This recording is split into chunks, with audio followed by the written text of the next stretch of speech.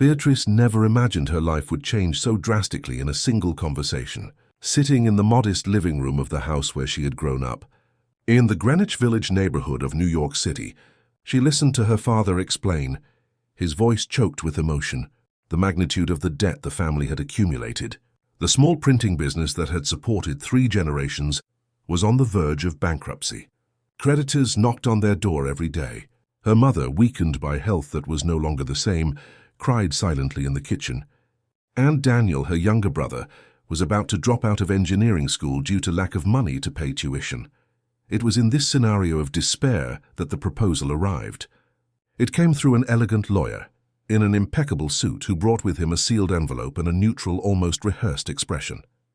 Inside the envelope, a contract, and along with the contract, a solution that seemed straight out of an old novel, one of those Beatrice's grandmother used to read on lazy Sunday afternoons. The proposal was simple, direct, and frighteningly generous. A man was willing to settle all the family's debts, restructure the printing business, guarantee Daniel's future at university, and even offer a substantial sum so that Beatrice's mother could undergo the necessary medical treatments. In return, he asked for only one thing: that Beatrice marry him and live by his side for 12 months. Just that 1 year.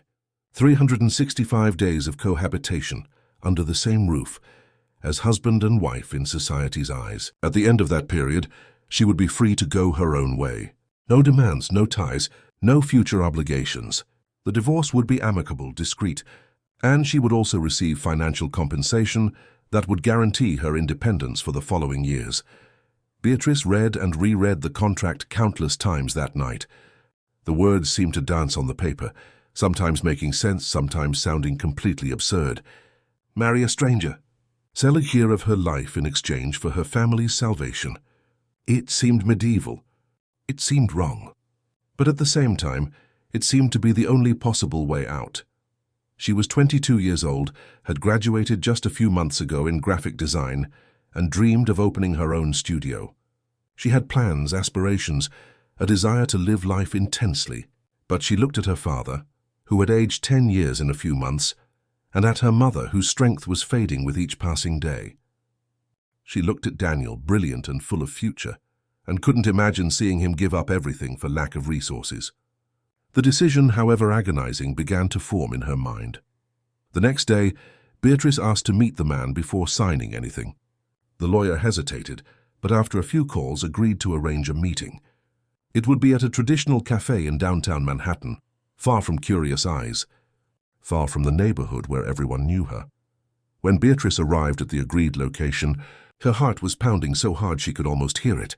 She chose a discreet table near the window and sat there, nervous, fidgeting with her hands, trying to imagine who this man would be. An arrogant businessman? A lonely old man seeking companionship? Someone with obscure ulterior motives? But when he entered the cafe, Beatrice felt the air leave her lungs for a moment. Raphael Andrews was not what she expected. He was 43 years old, but carried a presence that combined maturity with an almost magnetic vitality. Tall, broad-shouldered, dark hair with silver strands at the temples, deep brown eyes that seemed to hold ancient secrets. He dressed with discreet elegance, nothing ostentatious, but everything about him exuded class and control. He approached with firm but not threatening steps. When he extended his hand to greet her, his grip was warm, respectful. "Beatrice, then, I apologize for being so direct, but I need to understand," he began, sitting opposite her. "Why would you do this? Why an arranged marriage? You have money, you are successful, you could have any relationship you wanted." Raphael smiled, but it was a tired smile, like someone who had heard that question many times within his own head. "I have my reasons," he replied calmly, "and I won't lie to you. I no longer believe in romantic love, in those happy-ending stories they sell out there. I've been through it. I've believed, and I was hurt in a way I wouldn't wish on anyone. Today I prefer the honesty of a clear agreement to the uncertainty of feelings that come and go. I need a companion for social, professional reasons. My public life demands it, and in return I can offer something that I imagine is valuable to you and your family." Beatrice swallowed hard. "And what do you expect from me during this year?" "Only your presence," he replied without hesitation.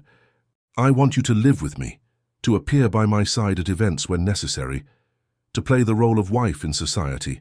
But within the house you will have your freedom, your space, your privacy. I will demand nothing beyond what is in the contract. You can trust that." That word trust echoed within Beatrice. How could she trust someone she barely knew? How could she give an entire year of her life, the youngest and freest part of it, into the hands of a stranger, however polite and attractive he seemed? But then she thought of her father, her mother, her brother, and she knew she had no other choice. 3 weeks later, Beatrice was dressed as a bride. It wasn't a lavish ceremony. On the contrary, it was discreet, held in an elegant registry office in the Upper East Side, with only the necessary witnesses and Beatrice's parents present, who still seemed unable to believe what was happening.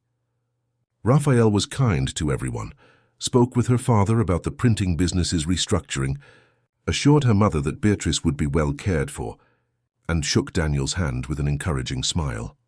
When they finally signed the papers and the judge declared them husband and wife, Beatrice felt a shiver run down her spine. It was done. Now she was Mrs. Andrews, for a year at least. The honeymoon, if it could be called that, would be at the estate Raphael owned in upstate New York, nestled among the mountains near Lake Placid. It was a place that had belonged to his family for generations, an immense property surrounded by preserved woodlands, with a main house that blended colonial architecture with contemporary touches. As the car passed through the wrought iron gates and drove up the stone road, Beatrice felt as if she were entering another world. The house was beautiful, spacious, full of natural light, with huge windows overlooking an exuberant garden. There was a large veranda where one could watch the sunset, painting the mountains orange and purple. Inside, furniture of fine wood, American artworks on the walls, a library that occupied 2 entire floors. Everything was at once imposing and welcoming. Beatrice was led to the master bedroom by a friendly staff member who showed her where everything was and said that if she needed anything, she just had to ask. The room was spacious, with a huge bed in the center, covered with impeccable white sheets. There was a walk-in closet already partially filled with new clothes, all her size chosen with refined taste, and a private balcony overlooking the green immensity of the mountains. Beatrice took a long bath, trying to calm her nerves. She put on a simple white cotton shirt, which she found among the new clothes. She dried her long brown hair, leaving it loose over her shoulders. She looked at herself in the mirror and saw a frightened young woman trying to be brave. When she came out of the bathroom, Raphael was in the room. He had already changed his suit for more comfortable clothes, light linen pants and an unbuttoned shirt. He held 2 wine glasses and offered one to her with a gentle gesture. "I thought we could toast," he said, his voice low, almost a whisper. "I know it's not a conventional marriage, but it still deserves to be marked." Beatrice accepted the glass, her hands trembling slightly. They toasted in silence and drank, the red wine going smoothly down her throat.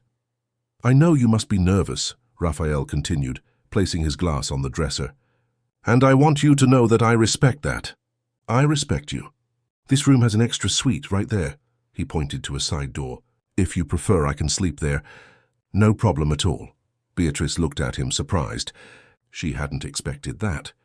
She had expected, perhaps, that he would impose something, demand something, use the marriage as an excuse to claim rights over her. But there he was, offering space, offering time. "Thank you," she murmured, "but I think we can try to share the room. After all, that's what any couple would do, isn't it?" Raphael smiled, and this time the smile reached his eyes. "As you wish. But know that there's no rush for anything. This year is ours, and we will live at a pace you feel comfortable with." They lay down, each on one side of the huge bed. The silence of the night was filled only by the sounds of nature outside, the chirping of crickets, the wind rustling through the trees, the distant whisper of leaves. Beatrice lay on her back, looking at the ceiling, her heart still racing. It was then that Raphael, without turning, without touching her, said softly, almost as if talking to himself, "Trust me, Beatrice. I know it's difficult. I know you don't know me. But trust me. I won't hurt you. I won't force you into anything. I just want us to try to make these 12 months something that isn't painful. Perhaps even pleasant, who knows?" Those words hung in the air, vibrating between them. Beatrice didn't answer. She didn't know what to say. But something within her, something small and hesitant, began to believe that maybe, just maybe, this man wasn't the monster she feared. The first few days at the estate were strange, but surprisingly peaceful. Raphael woke up early, worked a few hours in an office located in one of the house's wings, held video conferences, and dealt with matters concerning his companies. Beatrice in turn explored the property, walked through the gardens, discovered hidden nooks, read in the library, trying to adapt to this new reality. They had breakfast together on the veranda, where the staff member, Mrs. Lucy, always prepared a feast: warm homemade bread, local cheeses, fresh fruits picked from the estate, freshly brewed coffee. The conversations were initially formal, polite, but gradually began to lighten. Raphael asked about her tastes, her education, the projects she had put aside. Beatrice, in turn, also began to ask questions, curious about this man who was officially her husband. She discovered that Raphael had a degree in business administration, but had a secret passion for American history and literature, that he loved to cook on weekends, especially Southern American cuisine dishes, a legacy from the grandmother who had raised him, that he had a dry, intelligent sense of humor that appeared at unexpected moments and made her laugh, that he woke up in the middle of the night sometimes, tormented by something from the past that he never mentioned, but that Beatrice noticed by the distant look he carried the next morning. One afternoon, Raphael invited her to cook with him. "I'm going to make chicken and okra," he announced, rolling up his shirt sleeves. "I learned it from my grandmother when I was a child. Do you want to help me?" Beatrice had never cooked anything very elaborate, but she accepted. And there, in the spacious kitchen full of natural light, with cast-iron pots on the stove and the smell of sautéed garlic in the air, something changed between them. Raphael patiently explained each step, let her taste, laughed when she got the seasoning wrong, taught her again. They worked side by side, their shoulders almost touching, their hands occasionally brushing when reaching for the same utensil. When they finally sat down to eat, the dish was delicious. Beatrice ate heartily, surprising herself at how much she was enjoying the moment. Raphael watched with satisfaction, as if seeing something he hadn't seen in a long time, someone appreciating something he had made with his own hands. "You're good at this," he said, smiling. "We should cook together more often." And so they did. In the following days, the kitchen became a meeting place.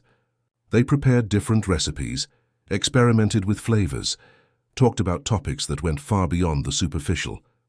Beatrice told him about her childhood in Greenwich Village, about playing in the streets, about her close relationship with her brother, about her dreams of having her own design studio. Raphael, little by little, also began to open up. It was on one of those afternoons while preparing a cornmeal cake that he first mentioned the woman who had left her mark on him.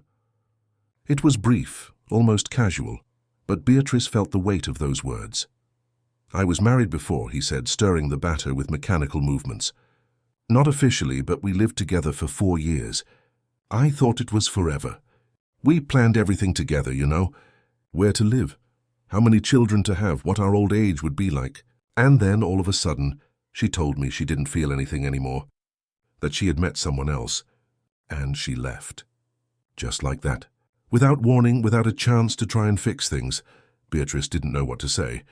She saw the pain still alive in his eyes, the wound that time hadn't been able to heal completely. "I'm so sorry," she murmured. He shrugged, trying to appear indifferent, but failing to completely hide it. "I spent years blaming myself, thinking I had failed, that I wasn't enough, until I got tired of blaming myself and decided I would never put myself in that position again. Hence the idea of the contract, the agreement. No expectations, no illusions, no chance of getting hurt again." Beatrice understood at that moment that Raphael was not a cold or calculating man. He was just someone who protected himself in the only way he knew how, by keeping his distance, controlling the variables, avoiding the risk of giving himself away again. But what he didn't realize, and Beatrice also didn't fully understand yet, was that feelings don't obey contracts. They don't respect clauses. They don't let themselves be controlled by strategies or agreements written on letterhead. Weeks passed, and their cohabitation became increasingly natural, almost intimate. They walked together on the estate's trails, talked for hours in the library, watched old movies in the living room, shared comfortable silences on the veranda as the sun set. Beatrice began to notice small gestures of care from him. He always made sure she had her favorite books, asked if she was comfortable, adjusted the air conditioning temperature without her needing to ask, left fresh flowers in her room, and she also began to reciprocate in subtle ways. She prepared his coffee the way he liked it, organized the library books in a way that made sense to him, chose music she knew he would appreciate to play on rainy afternoons. There was a dance happening between them, slow and careful, where each step was taken with apprehension, but also with growing curiosity. Beatrice found herself thinking about him during the day, wondering what he was doing, if he was okay. And Raphael, in turn, began to seek her presence more and more, finding excuses to spend time together, to be close. But deep down in both of them, there was fear. The fear that all of it was temporary, fragile, built on the foundations of a contract with an expiration date. The fear of surrendering to something that, in the end, was destined to end.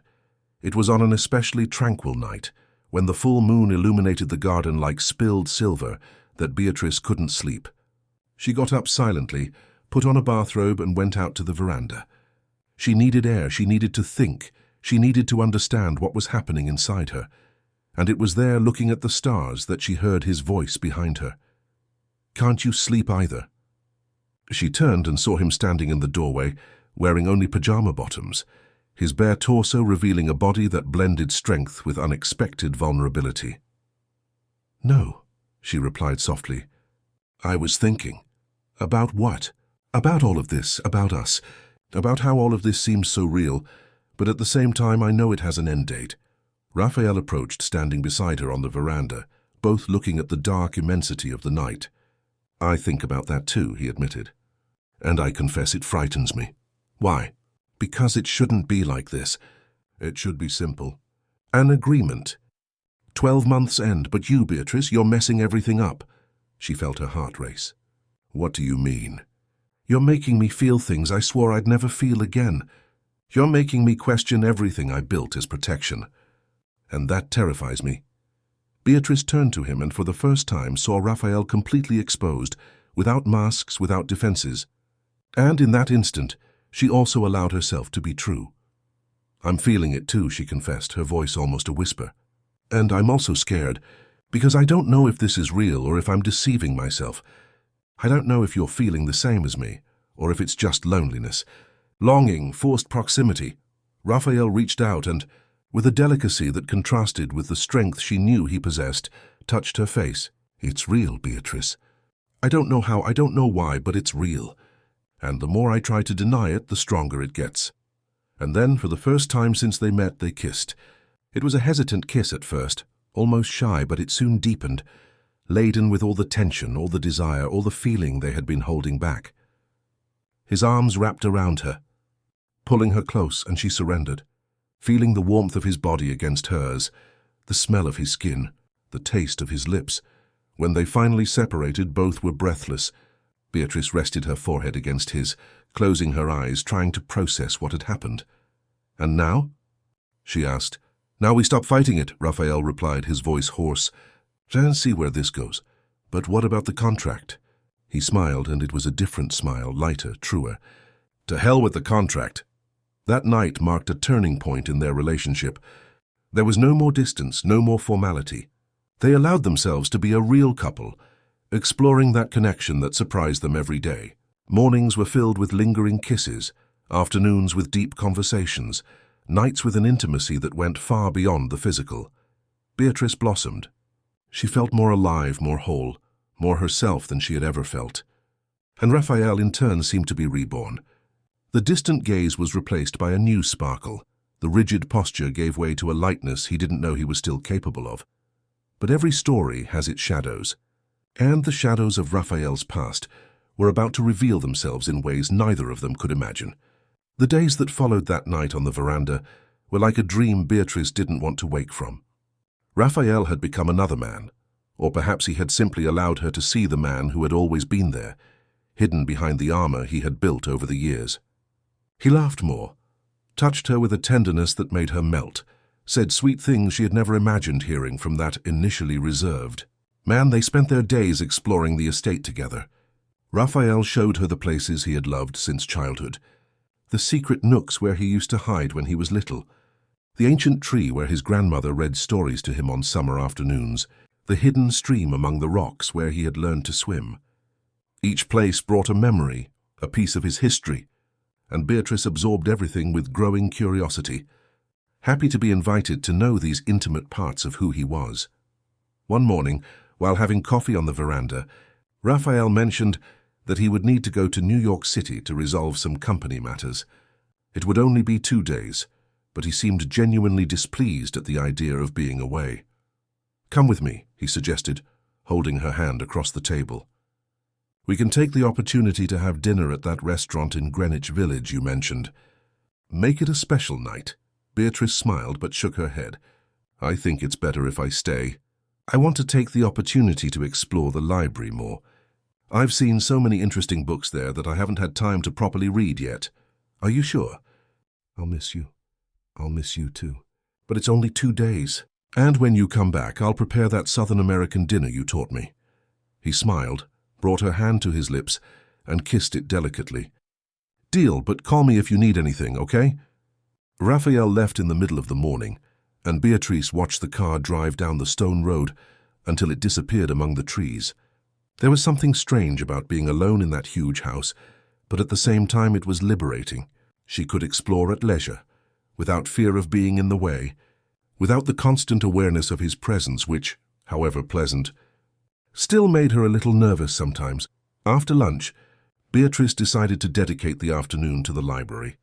It was a magnificent space that occupied 2 floors, with dark wood shelves from floor to ceiling, an old rolling ladder that ran on tracks, comfortable leather armchairs strategically placed near the windows, and a characteristic smell of old books and furniture polish that she loved.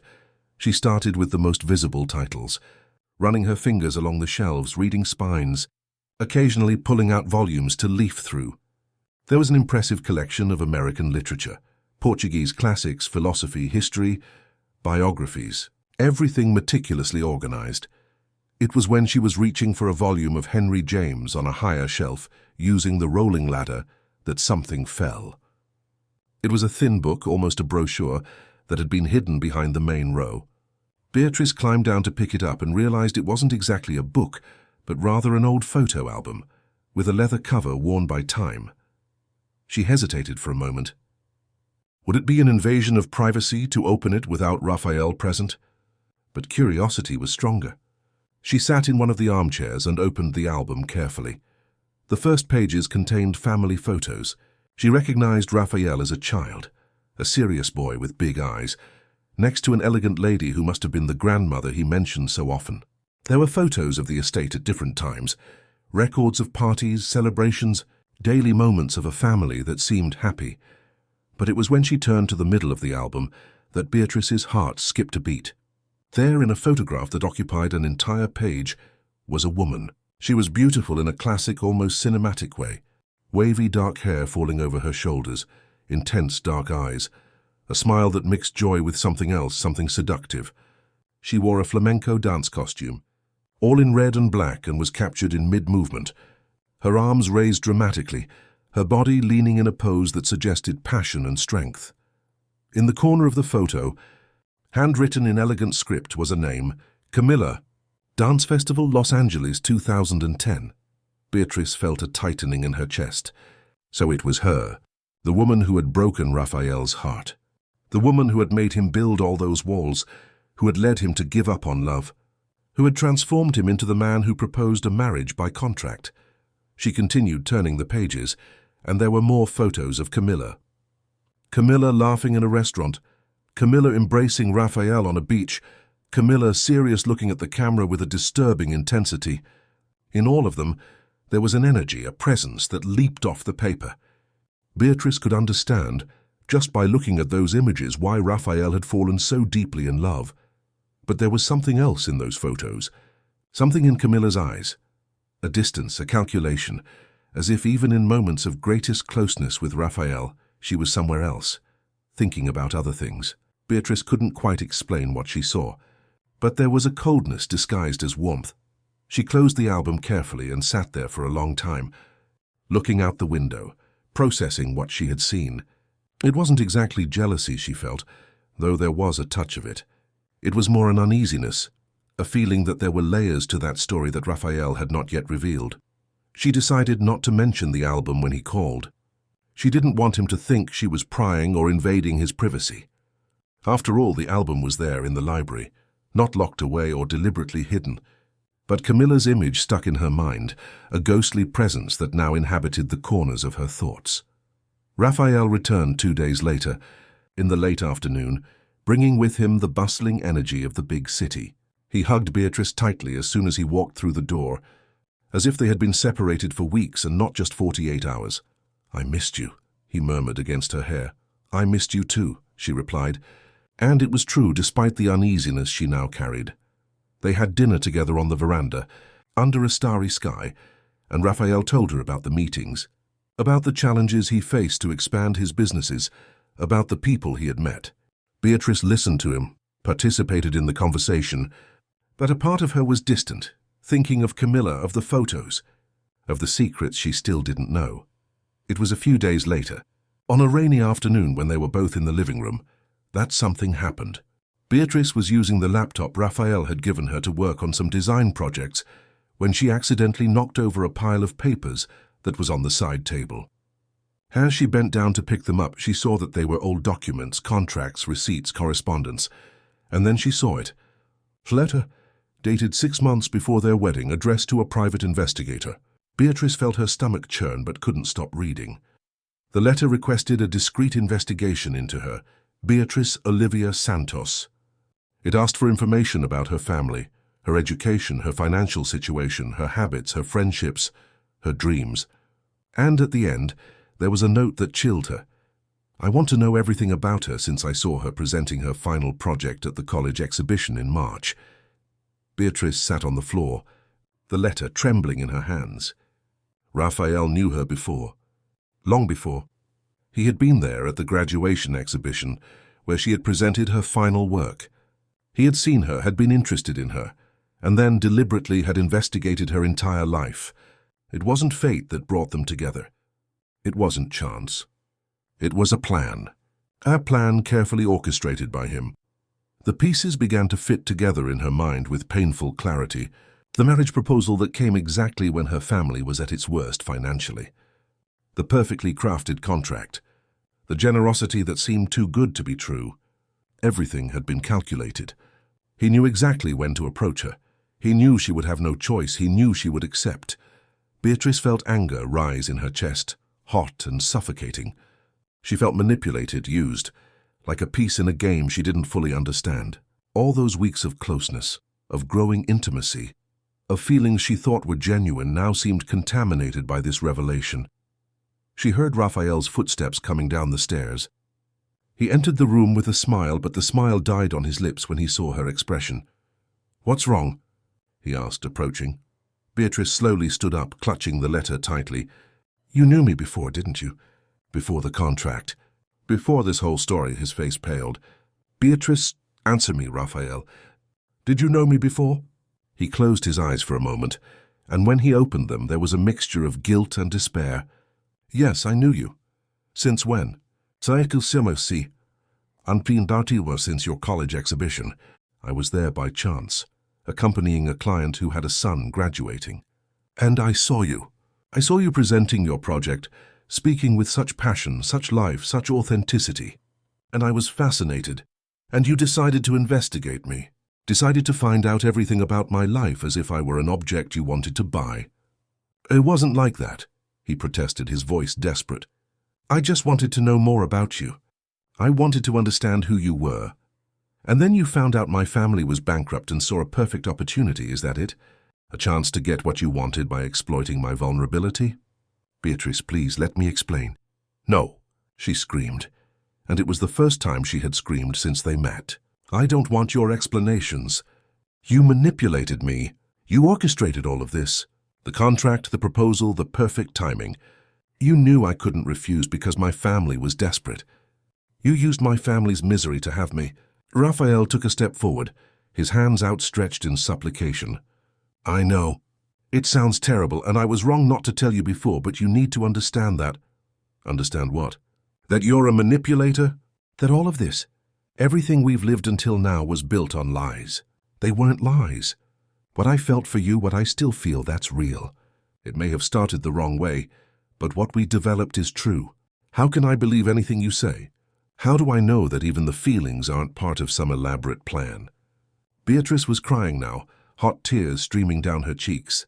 She felt betrayed in a way that hurt physically, as if someone had ripped something vital from inside her. Raphael also had tears in his eyes. "I love you, Beatrice. I know I have no right to say that after what I did, but it's the truth. I fell in love with you in a way I never expected. And I know I ruined everything by not being honest from the beginning." "Don't say you love me," she whispered, her voice broken. "Not after this. Love doesn't manipulate. Love doesn't deceive. Love doesn't use another's pain as a tool. Forgive me. Please give me a chance to fix this." But Beatrice was too tired, too hurt to continue the conversation. She went up to the bedroom, locked the door, and threw herself onto the bed, crying until she had no more tears. Raphael stayed outside the door for hours, apologizing, begging her to open it, explaining, justifying himself. But Beatrice couldn't hear him. She couldn't process. She needed space, silence, time to understand what had happened to her life. The following days were tense and painful. Beatrice barely left her room. Mrs. Lucy brought her meals, worried about a situation that had clearly spiraled out of control. Raphael tried to approach, but Beatrice asked him to keep his distance. She needed to think. She needed to decide what to do. It was on one of those lonely mornings that she decided to go to the nearest town, Lake Placid, to get some fresh air, see other people, try to clear her mind.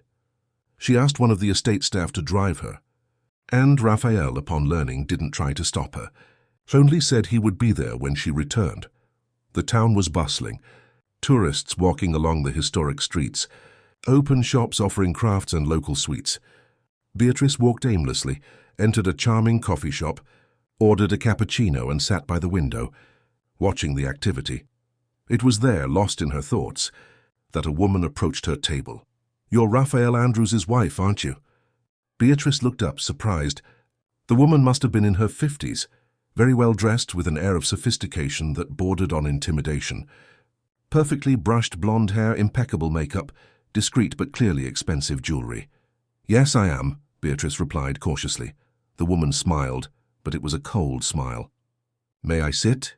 Beatrice hesitated, but eventually nodded. The woman sat elegantly, crossed her legs, and ordered tea from the passing waitress. "My name is Helen Taylor. I'm an old acquaintance of the Andrews family. I met Raphael when he was just a boy, and I knew Camilla very well, too." Upon hearing that name, Beatrice felt her heart race. "You knew Camilla?" "Knew her? Dear, we were very close. Camilla was like a daughter to me. I introduced her to many people in our social circle. A brilliant, talented woman, someone who knew exactly what she wanted out of life." Beatrice didn't know where this conversation was going, but something in Helen's demeanor made her uncomfortable. "And why are you telling me this?" Helen took a sip of the tea that had arrived, her eyes fixed on Beatrice. "Because I think you deserve to know what you're getting into. Raphael Andrews is not an easy man. He has his quirks, his obsessions. Camilla suffered a lot by his side. He was possessive, controlling, wanted to dictate every step of her life. That's why she left. Not because she found another love, as he likes to tell, but because she couldn't stand being suffocated anymore." Beatrice felt a chill. This version of the story was completely different from what Raphael had told her. "And you think you have the right to tell me her version?" Beatrice asked, trying to keep her voice steady. "I have the right to warn you," Helen replied. "You're young, you have your whole life ahead of you.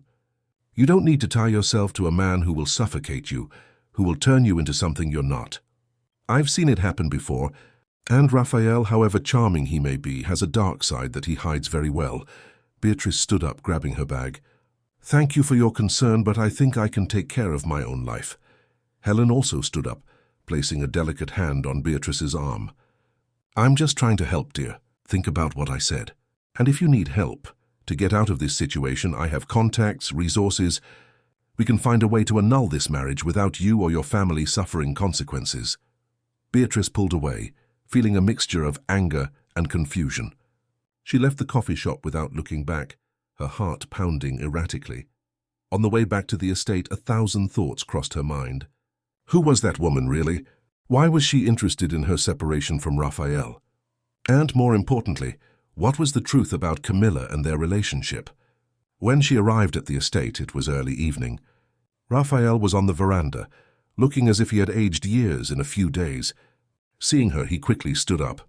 "Beatrice, I'm glad you're back." "I was worried."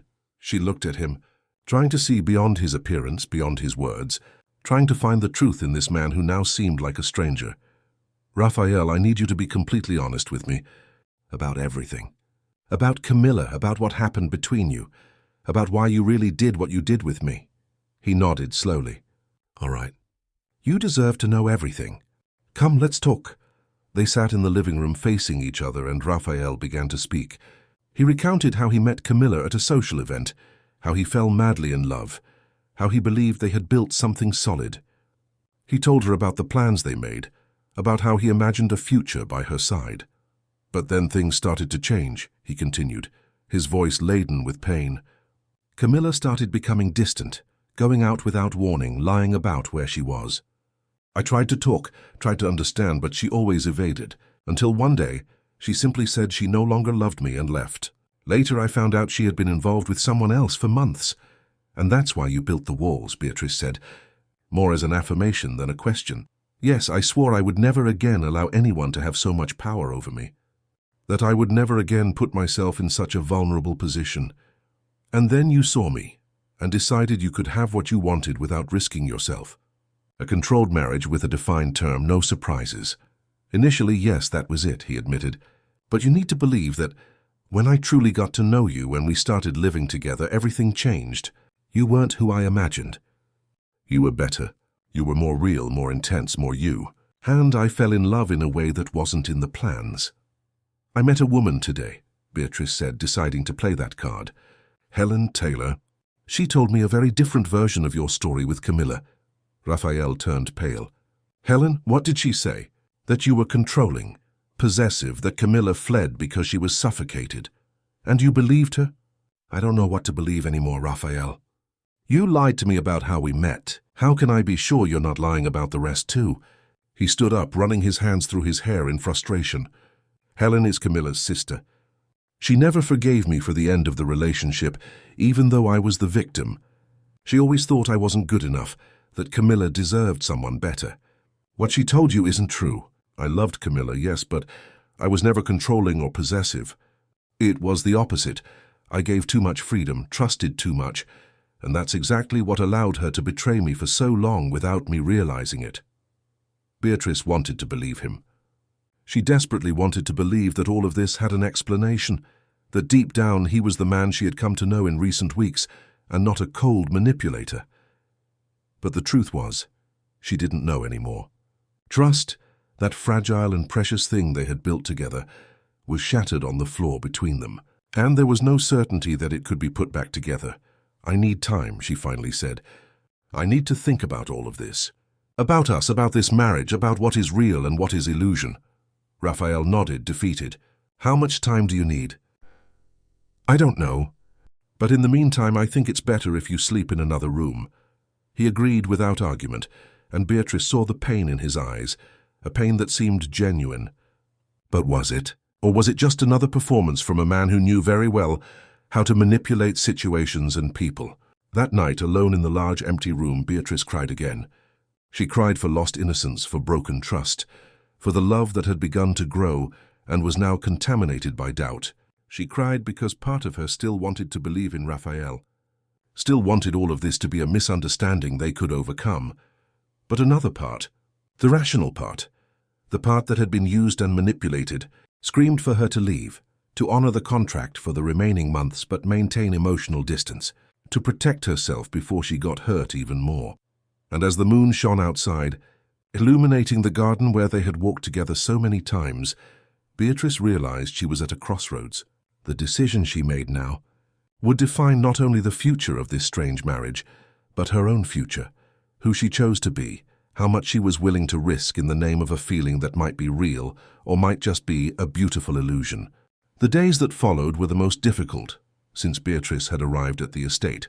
She and Raphael lived under the same roof, but in completely separate worlds. They crossed paths in the hallways at meals, but conversations were minimal, formal, painful. Each exchanged glance carried the weight of everything that had been said and everything that remained unspoken. Beatrice spent hours in the library, leafing through books without really reading, lost in thoughts that spun in endless circles. Raphael, in turn, immersed himself in work, locked in his office from early morning until late at night, as if exhaustion could erase the pain he felt. Mrs. Lucy watched everything with growing concern. She had worked for the Andrews family for over 20 years and knew Raphael as if he were her own son. She had never seen him so broken, not even when Camilla had left. There was something different this time, something deeper, truer. It was on a rainy morning, while Beatrice was having coffee alone on the covered veranda, that the staff member approached with a tray and a determined expression. "Mrs. Beatrice, may I speak with you?" Beatrice looked up, surprised. Mrs. Lucy had always been respectful and discreet, never getting involved in personal matters. "Of course, Mrs. Lucy, sit here." The woman hesitated, but eventually sat in the chair beside her, her hands clasped in her lap. "I know it's none of my business, and I apologize if I'm being forward, but I can't bear to see you two like this anymore. You love each other. Anyone with eyes can see that. And you're destroying yourselves with pride and fear." Beatrice felt her eyes sting. "It's not that simple, Mrs. Lucy. He deceived me, manipulated everything to have me here. And I'm not going to say he was right to do what he did," the woman replied firmly. "But can I tell you something? I've worked in this house for over 20 years. I watched this boy grow up, become a man, suffer, close himself off from the world. When Camilla left, he died inside. He became empty, mechanical. He just worked and worked like a robot. Until you arrived." Beatrice swallowed hard but didn't interrupt. "In the first few days you arrived here, he was still the same, formal, distant, playing a role. But then, little by little, I started to see him come back to life. He smiled genuinely, he laughed. He was eager to come home at the end of the day. And he looked at you in a way I've never seen him look at anyone, not even Camilla. As if you were the most precious thing in the world." Tears began to stream down Beatrice's face silently. "What he did was wrong, I know. But ask your heart if what you built here isn't real. Ask if the way he cares for you, listens to you, respects you isn't true. Because I saw it, Mrs. Beatrice. I saw this man reborn by your side. And now he's dying again." Beatrice covered her face with her hands, sobbing. "I don't know what to do. I don't know how to trust again." Mrs. Lucy stood up, placing a gentle hand on the young woman's shoulder. "No one knows, my dear. Love is always a risk. But there are risks that are worth taking. And there are people who, even when they make mistakes, deserve a second chance. Think about it." The staff member left, leaving Beatrice alone with her thoughts and her tears. The words echoed in her mind, mixing with everything she had felt, seen, and lived in recent weeks. Was she being unfair? Was she, by clinging so much to Raphael's mistake, throwing away something that could be real and profound? But at the same time, how could she ignore the manipulation, the control, the way he had orchestrated everything? She decided she needed answers. Answers that only one person could give, Camilla. Or at least, people who truly knew her. That afternoon, when Raphael left for a meeting in town, Beatrice asked the driver to take her to Lake Placid again. But this time she had a specific destination in mind. She had looked online and discovered that Camilla had been a flamenco dance teacher at a local art school. Perhaps there were still people there who knew her, who could tell her the truth. The art school was in an old yellow-painted mansion with large windows and a garden in front. Beatrice went inside and was greeted by a friendly and attentive woman at the reception. "Good afternoon, can you help me? I'm looking for information about a teacher who worked here some years ago. Camilla. I'm sorry, I don't know her last name." The receptionist frowned, thoughtful. "Camilla from flamenco dance?" "Oh yes, Camilla Rivers. She taught here for a while, but she left about 4 years ago." "Why are you looking for her?" Beatrice hesitated. "It's complicated. Actually, I wanted to know more about her, about what she was like as a person." The woman observed her with curiosity, but before she could answer, a female voice came from the corridor. Are you asking about Camilla Rivers? Beatrice turned and saw a woman in her early 40s, with short dyed red hair, colorful dance clothes, all energy and movement. Yes, Beatrice replied. Did you know her? Know her? We were very good friends. We worked together here for 2 years. My name is Fern. I'm a contemporary dance teacher. Do you want to talk? Beatrice nodded, and Fern led her to a small, more secluded waiting room. They sat on comfortable armchairs, and Beatrice didn't quite know where to start. Why are you looking for Camilla? Fern asked gently. It's just... I'm married to Raphael Andrews, her ex-boyfriend. Fern raised her eyebrows, surprised. Ah, I see. And you want to know about their relationship? That's right. I've heard different versions, and I don't know which one to believe. The teacher sighed, crossing her legs. Look, Camilla was my friend, and I liked her very much. She was talented, full of life, charismatic. But she was also complicated. Very complicated. What do you mean? Camilla always wanted more. More attention, more money, more status. Raphael was madly in love with her. Anyone could see that. He did everything she asked, gave her everything she wanted. And at first she seemed to like him too. But over time I realized that she saw Raphael more as a means to get what she wanted than as a true partner. Beatrice felt her heart clench. Please continue. She started dating other people while she was still with him. Not once, but several times. She lied brazenly, created elaborate excuses, and Raphael, poor guy, was so in love that he believed everything. Until she simply decided she had found someone better, someone who could give her more, and she left. Without remorse, without looking back. So Raphael had been telling the truth. About Camilla leaving for someone else? Yes, but there's more. After she left, her sister Helen started a smear campaign against Raphael. She spread rumors that he was controlling, possessive, that he suffocated Camilla. All lies. I saw how he was with her. He gave her space, trusted her, respected her. Too much, even, in my opinion. If he had been a little less trusting, maybe he would have noticed the betrayals earlier. Why would Helen do that? Fern shrugged. Protecting her sister, perhaps. Or maybe because the Rivers family always thought Raphael wasn't good enough. They came from old money, you know. That old New England aristocracy that thinks they're better than everyone else. Raphael also had money, but it was new money, built, not inherited. For people like Helen, that matters. Beatrice remained silent for a moment, processing everything. So Helen had lied. And Raphael, at least in this part of the story, had been telling the truth. Can I give you a piece of advice? Fern asked, leaning forward. If you love this man, don't let his past with Camilla destroy what you have. He deserves to be happy. And by the way you came all this way looking for answers, I think you love him too. Beatrice felt the tears return. I do love him, but he lied to me about other things. About how we met. And is that unforgivable for you? More unforgivable than all the good you've built together. It wasn't an easy question to answer.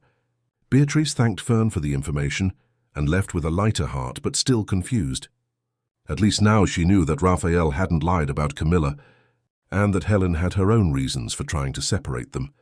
But there was still the matter of the initial manipulation, the way he had investigated her life, orchestrated the whole scenario to have her. That still hurt, still made her question everything. She was so lost in thought on the way back that she almost didn't notice when the driver braked sharply. What is it, Mr. Joseph? There's an accident ahead, Mrs. Beatrice. Looks serious. The road's blocked. Beatrice looked out the window and saw a few meters ahead several cars stopped, people gathered, ambulance lights flashing. A car had gone off the road and hit a tree, its front completely destroyed. Something inside her froze. A terrible, irrational intuition that made her open the car door before even thinking. Mrs. Beatrice, wait! Mr. Joseph shouted, but she was already running towards the accident. She pushed her way through the crowd, her heart pounding erratically, a voice in her head screaming, "No, no, it can't be." And then she saw it. The license plate of the destroyed car. She would recognize that plate anywhere. It was Raphael's car. "No!" she screamed, running to the ambulance where paramedics were working frantically. One of them held her by the arms. "Calm down, ma'am, you can't get close." "Now, that's my husband. He's my husband. Let me see him." The paramedic looked at her with compassion. "He's alive but in serious condition. We're taking him to the hospital now. You can follow us." Beatrice felt her legs give way. She saw Raphael being placed on a stretcher, his pale face covered in blood, machines connected to his body, paramedics working quickly, professionally, but with an urgency that terrified her. "Please," she whispered, tears streaming freely. "Please don't let him die." The ambulance sped off with sirens blaring, and Beatrice ran back to the car. "Follow the ambulance, Mr. Joseph. Fast." The driver obeyed, and throughout the journey to the hospital, Beatrice prayed, cried, pleaded with God, with the universe, with any higher power that might hear her, not to let Raphael die. Not like this.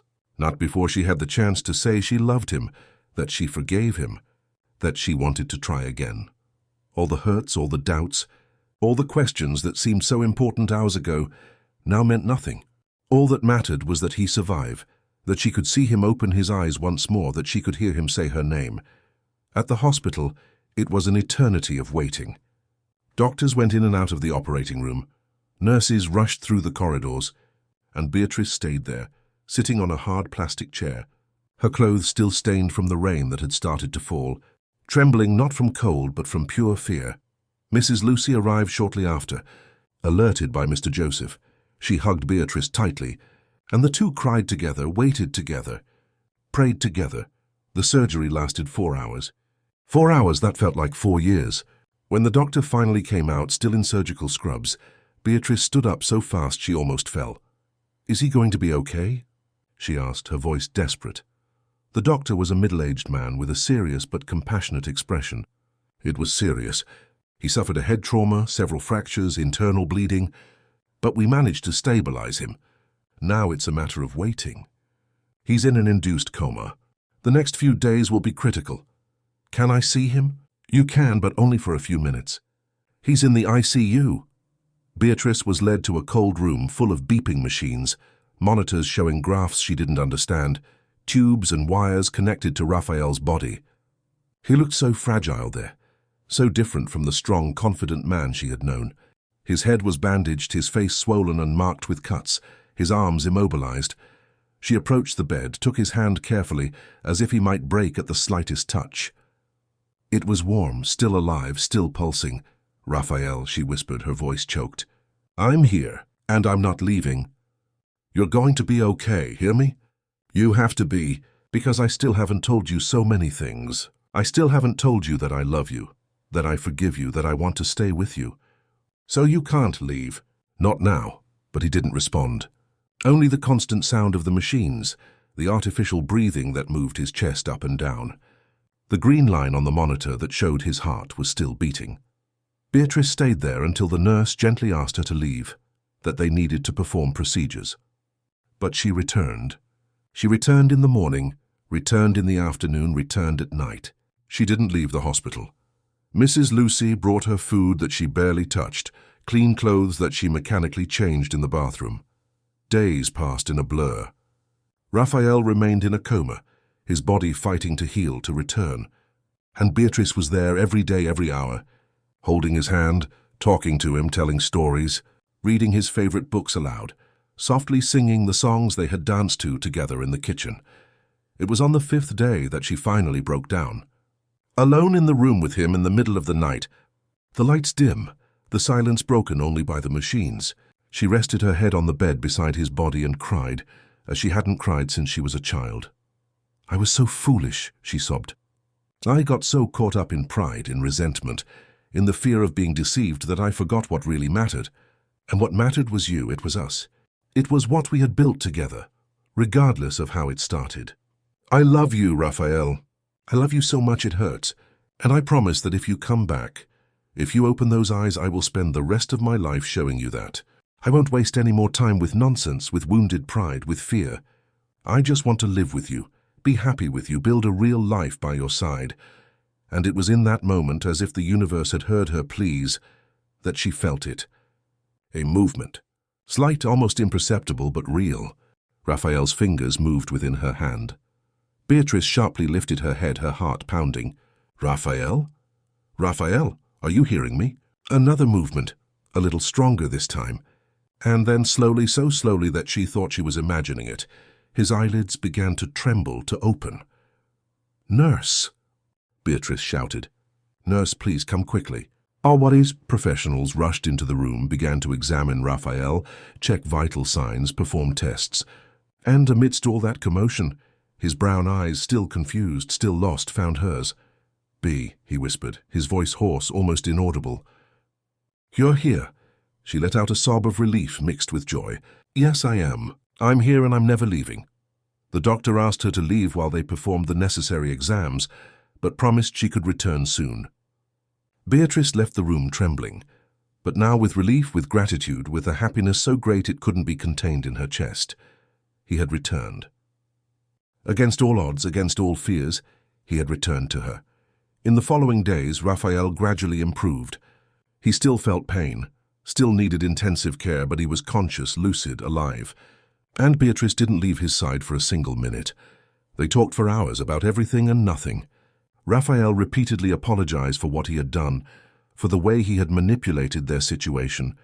And Beatrice, holding his hand, looking into his eyes, said the words he needed to hear. "I forgive you. Not because what you did was right, but because what we built is more important than how it started, and because almost losing you made me understand that the time we have is too precious to be wasted on grudges and resentments." He cried. For the first time since the accident, for the first time perhaps in years, Raphael Andrews let tears stream freely down his face, holding Beatrice's hand as if she were the only solid thing in a world that had almost taken him away. "I love you, Beatrice. I love you in a way I didn't even know was possible.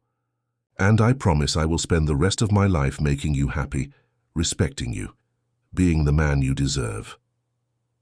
"You already are," she replied softly. "You just needed to believe it." It was a long road to recovery, weeks in the hospital, followed by weeks of physical therapy. Raphael had to relearn some movements, regain his strength, cope with the persistent pain. But in every moment, Beatrice was there. She cared for him with a dedication that surprised even the doctors. She changed dressings, helped with exercises, prepared the special meals he needed, read to him when he was too tired to hold a book. And little by little, Raphael returned to himself. The smile returned, the strength returned, the will to live returned. But he was different now. More open, more vulnerable, more willing to show his feelings without fear. When they finally returned to the estate, it was like coming home for real. No longer that place where they lived a temporary agreement, but the home they had built together, where they had learned to love each other, where they had faced their shadows and emerged stronger on the other side. One night, fully recovered, Raphael asked Beatrice to go with him to the garden. There was something he needed to show her. They walked hand in hand to the back of the property, where that abandoned garden he had mentioned earlier, saying he wanted to plant something new there, was located. And then she saw it. The garden was no longer abandoned. It had been completely renovated, transformed into a beautiful space with flowers of all colors, a path of white stones, a wooden gazebo in the center, and in the gazebo, a table set for two with lit candles, scattered rose petals, soft music playing from somewhere hidden. "Raphael, what is this?" He smiled, that smile she loved so much, and guided her to the gazebo. "It's our true beginning, without contracts, without lies, without fear. Just you and me, choosing to be together because we want to, because we love each other, because we can't imagine life any other way." And then, there in the middle of that garden that had been planted with love, with hope, with the promise of better days, Raphael knelt. He took a velvet box from his pocket, opened it slowly, revealing a ring that sparkled in the candlelight. "Beatrice Olivia Santos Andrews, I know we are already married on paper, but I want to ask you again, the right way this time, without agreements, without deadlines, without clauses. Do you accept to be my wife for real? Do you accept to build a life with me, a family, a future? Do you accept to love me in good days and bad days, in sickness and in health as you already did when I needed it most?" Beatrice was crying, but they were tears of pure happiness. "Yes," she replied without hesitation. "Yes, yes, 1,000 times yes." He placed the ring on her finger, stood up and kissed her with all the passion, all the love, all the gratitude he felt. And there in that garden where he had promised to plant something new, they planted their future, a future built on truth, forgiveness, and a love that had survived all storms. The months that followed the true marriage proposal were the happiest Beatrice had ever lived. It was as if both had been reborn, as if the experience of almost losing each other had washed away all the impurities of the past and left only what was essential, pure, true. Raphael had completely recovered from the accident, but the scars he carried, both visible and invisible, served as constant reminders that life is fragile and precious. He had learned to value every moment, every conversation, every gesture of affection, and Beatrice in turn had learned that true love does not exist without forgiveness, without the ability to look beyond mistakes and see the essence of the person you love. They decided to have a real wedding, not just a cold signature in a registry office, but a celebration that reflected who they were now, what they had overcome, the love they had conquered. It would be at the estate itself, in the garden Raphael had renovated, with the people who truly mattered. Beatrice insisted that her family be genuinely present this time. She called her parents and Daniel, told them everything that had happened, the initial lies, the discovery, the accident, the reconciliation. Her mother cried on the phone, relieved to know that her daughter was truly happy and not just playing a role. "Darling, if you truly love him, then nothing else matters," her mother said with a choked voice. "Life is already hard enough for us to waste it on pride or resentment. If you found each other, if you truly chose each other, then God bless this union." Her father, always more reserved, simply said he trusted her judgment and that he would be there to give his daughter away again, but this time with a peaceful heart. Daniel, her younger brother, was the most enthusiastic. "Man, this Raphael is crazy, but in a good way," he said, laughing. "He loves you too much, any idiot can see that, and you love him too. So go for it, sis. Be happy." The wedding preparations became a beautiful journey of reconnection. Beatrice discovered she had a talent for event design, applying her graphic design background to create every visual detail of the celebration. Raphael, in turn, showed a perfectionist but flexible side, wanting everything to be perfect not for ostentation, but because he wanted that day to be an unforgettable memory for both of them. Mrs. Lucy was radiant, involved in every preparation, suggesting traditional recipes, helping to choose flowers, organizing logistics. It was clear that this was more than just a job for her. It was a personal celebration too, seeing the boy she had raised finally finding true happiness. But not everything was rosy, as often happens on the eve of big celebrations. One afternoon, 2 weeks before the wedding, Raphael received a call that completely changed his expression. Beatrice was by his side organizing invitations and immediately noticed that something was wrong. "What is it?" she asked as soon as he hung up. "It was my lawyer.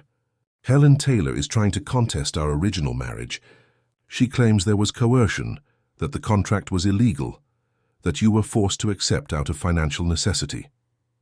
Beatrice felt a wave of anger rise in her chest. "Doesn't that woman ever give up? What does she really want?" Raphael sighed, running his hands through his hair in a gesture of frustration she knew well. "Revenge, I think. She never forgave me for the relationship with Camilla, even though I was the victim. And now that she sees me happy again, she can't stand it.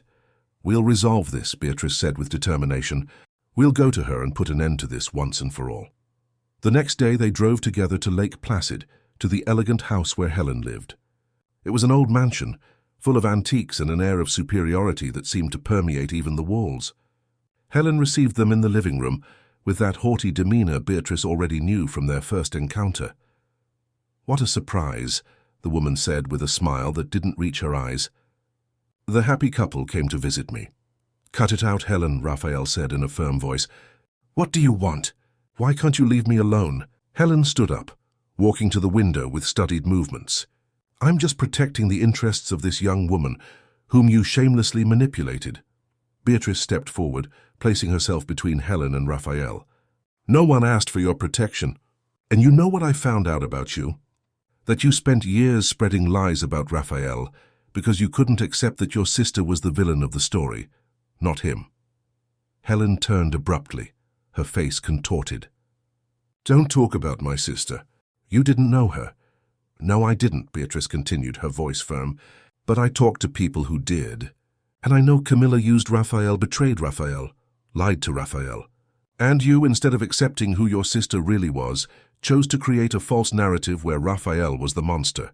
How dare you?" "Enough, Helen," Raphael interrupted. "I loved Camilla. I truly loved her. And even after everything she did to me, I never spoke ill of her publicly, never tried to destroy her reputation, but you didn't show me the same consideration. You spent years defaming me, trying to ruin my life. And do you know why? Because deep down you know I did nothing wrong, and that eats away at you." Helen fell silent, her face pale, her eyes shining with unshed tears. "I just wanted to protect my sister," she finally whispered, her voice breaking. "She was all I had."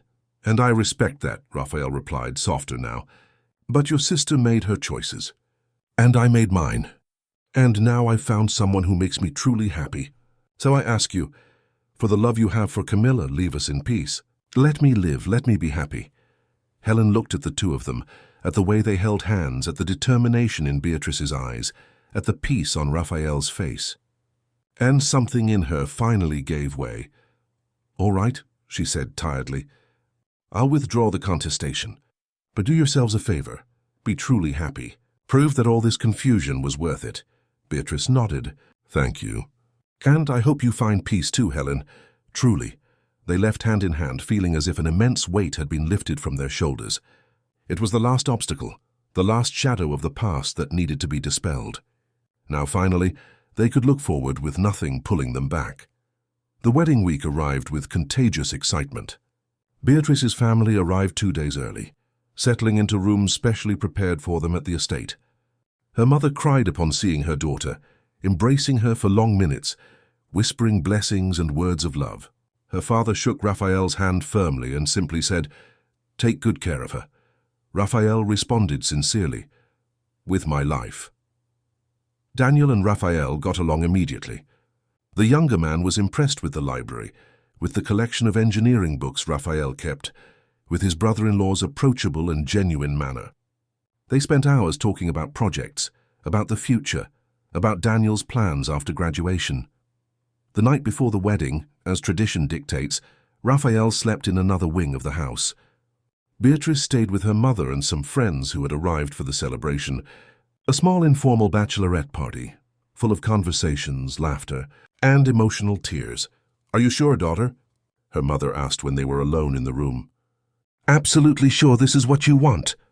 Beatrice held her mother's hands, looking into her eyes with a conviction that left no room for doubt. "I've never been so sure of anything in my life, Mom. I love him. I love who he is. I love who I am when I'm with him. I love the life we've built and the life we're going to build. I know it started in a strange way, but what we have now is real, it's solid, it's forever." Her mother smiled, tears streaming down her face. "Then I am the happiest mother in the world, because my daughter found true love." The wedding day dawned perfect. The sky was a crystal blue without a single cloud. The sun shone softly and golden. A gentle breeze made the tree leaves dance. The garden was transformed into a fairy tale setting, with white and pink flowers everywhere, delicate arrangements, a path of petals leading to the makeshift altar under a jasmine-covered pergola. Beatrice woke to the sound of birdsong, her heart beating fast but calmly. She took a long bath, let her friends and mother help her get ready, put on the dress they had chosen together. It wasn't a traditional white voluminous wedding dress. It was a delicate lace dress in ivory tones that elegantly but comfortably followed her body's lines, with lace sleeves covering her arms to her wrists and a discreet neckline. Her hair was styled in a low bun, with a few loose strands framing her face, small flowers intertwined in the strands. Her makeup was natural, only enhancing her features, making her eyes sparkle. When she looked in the mirror, Beatrice barely recognized the young woman staring back. There was a light there, a happiness that radiated from within. "You are beautiful, my daughter," her mother whispered, hugging her carefully so as not to wrinkle the dress. "The most beautiful woman I have ever seen." Downstairs, the guests were already seated in chairs, arranged in a semicircle around the altar. There weren't many, just the closest people, those who truly mattered. Some of Raphael's business friends, some of Beatrice's professors and college colleagues, old estate staff who were like family, and of course Mrs. Lucy, who held a place of honor in the front row. discreetly crying into an embroidered handkerchief. Raphael waited at the altar wearing a perfectly cut navy blue suit without a tie, just a white shirt with the top buttons open, an elegant yet relaxed look that suited him perfectly. Beside him, Daniel stood as best man, smiling broadly. When the music began to play, a soft acoustic version of a song that held special meaning for them, everyone stood up. And then Beatrice appeared, accompanied by her father, walking slowly down the path of petals. Raphael felt the air leave his lungs. She was absolutely stunning, more beautiful than he had ever seen her at any moment. But it wasn't just her appearance. It was the way she looked at him, with those eyes full of love, of promise, of certainty. It was the smile on her face, genuine and radiant. It was the way she walked towards him, each step a conscious choice to be there, to choose that life, to choose him. When she finally reached the altar, Beatrice's father placed her hand in Raphael's. "Take care of my treasure," he said softly. "With my life," Raphael replied, and there was no formality in that promise, only pure truth. The officiant, a long-time friend of Raphael's who was a justice of the peace, began the ceremony with simple but profound words about the meaning of marriage, about the journey these two had taken to get there, about the storms they had faced and the strength they had shown. And then came the moment for vows. Raphael went first. He held both of Beatrice's hands in his and began to speak, his voice emotional but firm. "Beatrice, when I first saw you, I was fascinated. But it was by living with you that I truly fell in love. You taught me that to love is not to control, but to trust. That to be strong is not to be fearless, but to face fear alongside the one you love. You rescued me from a dark place where I had been trapped for years. Me taught me to live again, to laugh again, to dream again. And I promised to spend every day of the rest of my life making you happy, respecting you, loving you with everything I am. In easy days and difficult days, in sickness and in health, in joy and in sorrow, I will be by your side. Because you are my home, my safe haven, my reason to wake up every day wanting to be a better person." Beatrice was crying, silent tears streaming down her face, but they were tears of pure happiness. When it was her turn, she took a deep breath and began. "Raphael, when I first agreed to marry you, it was out of necessity. But today I am here by choice, and it is the best choice I have ever made in my life. You showed me that true love survives any storm, that forgiveness is stronger than pride, that vulnerability is a form of courage.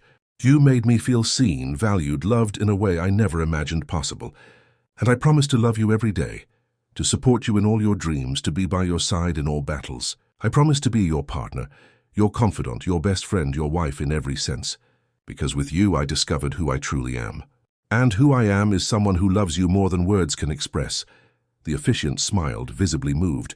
"Then, by the power vested in me and before all present, I declare you husband and wife. Raphael, you may kiss your wife." And Raphael did.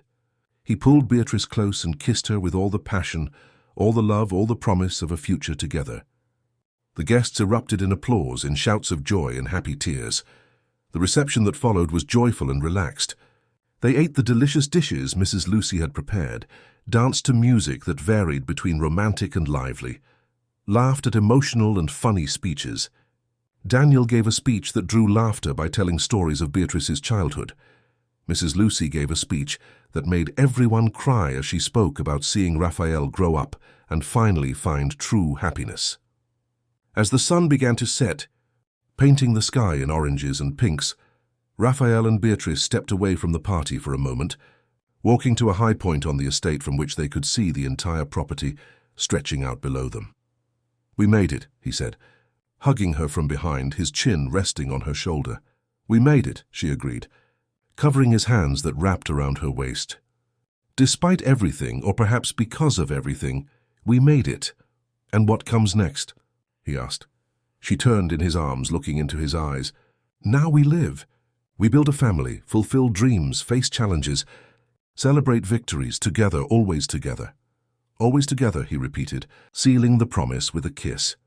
Months turned into years, and Beatrice and Raphael's story continued to unfold in beautiful and unexpected ways. Beatrice opened her own design studio, with Raphael being her biggest supporter and investor. The business grew, prospered, and soon she was creating visual identities for important companies. fulfilling the dream she had almost given up on. Raphael, in turn, expanded his businesses but also learned to delegate, to trust his team, to spend more time at home with the wife he loved. He learned that success is not measured only in figures and professional achievements, but in shared moments, in laughter in the kitchen while trying new recipes, in quiet nights reading side by side in the library, in spontaneous trips to places they wanted to explore together.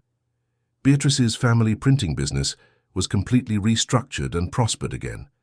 Her father and Raphael became business partners and genuine friends. Daniel graduated with honors and got an excellent job at a large engineering firm, always crediting his brother-in-law's support as fundamental to his career. And then, 2 years after the true wedding, came the news that would change everything once again. Beatrice discovered she was pregnant. Raphael cried when she told him. He cried with joy, with gratitude, with a love so immense it couldn't be contained within him. He gently placed his hands on her still flat stomach and whispered promises to the baby growing inside. Promises of unconditional love, constant presence, and a home full of affection and security. The pregnancy was calm and full of magical moments. Raphael was overly careful, always worried if Beatrice was comfortable, if she needed anything, if she was feeling well. She laughed at his excessive concern, but deep down she loved every demonstration of that care. When the baby was finally born, a girl with big, expressive eyes like her father and dark hair like her mother, both felt as if the world had perfectly realigned itself in the right place. They named her Clara because it meant light, clarity, and that was exactly what she represented in their lives. Clara grew up in a home full of love, laughter, bedtime stories, dances in the kitchen, afternoons in the garden running among the flowers. She grew up seeing her father look at her mother with adoration, seeing her mother care for her father with tenderness, learning early on that true love is the one that chooses to stay, that chooses to forgive, that chooses to grow together. And on quiet nights, when Clara was already asleep in her room, Raphael and Beatrice sat on the veranda, in the same place where everything had truly begun, and talked about the life they had built. "Do you regret anything?" Raphael asked one of those nights, holding her hand. Beatrice thought for a moment, then smiled. "No, not even the difficult parts, because everything brought us here, and here is exactly where I want to be." "I love you," he said, as he said every day, but always as if it were the first time.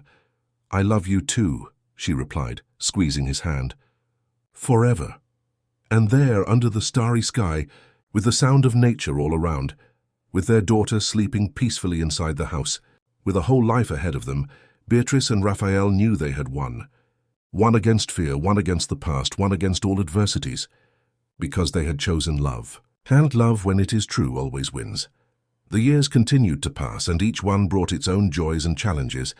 There were moments of difficulty, as in any marriage, but they faced everything together, with the certainty that what united them was stronger than any storm. Clara gained a brother, Michael, 3 years later, and the house became even more full of life, noise and love. Raphael aged with dignity, his hair becoming increasingly silver, the wrinkles around his eyes deepening from so much smiling. Beatrice blossomed each year, more confident, more fulfilled, more whole. And when they looked back at everything they had lived, they could only feel gratitude. Because that story that began with a cold contract, with lies and manipulations, had transformed into the greatest proof that true love can be born from the most improbable circumstances. That forgiveness is liberating. That a second chance is sometimes the most important one. That it is worth fighting for what you love. And every time someone asked how they met, Raphael and Beatrice exchanged a knowing look and smiled. Because their story was not simple to tell, it didn't fit into ready answers or conventional narratives. It was unique, it was theirs, it was full of twists and turns that led them exactly to where they needed to be. Together, forever, choosing each other. Every day and every moment, with all the love two hearts can hold.